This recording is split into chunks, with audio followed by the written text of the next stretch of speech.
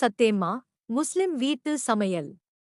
Quota quota சத்தம்மா Saddhamma சத்தியத்தை உச்சரிக்கும் தாயாகவும், யக்ஞோபவீதே செய்பவளாகவும், முஸ்லிம் வீட்டு வேலைக்காரியாகவும், பக்தர்களின் விருப்பங்களை நிறைவேற்றும் கல்பவல்லியாகவும் போற்றப்படுகிறாள்.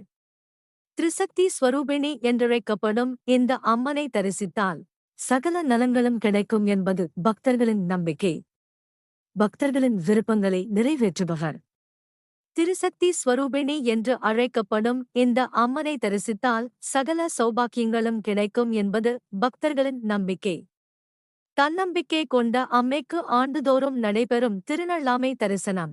கிழக்கு கோதாவரி மாவட்டம், நிடடவோலு மண்டலம், திம்மராஜபாலத்தில் அம்மாவாரி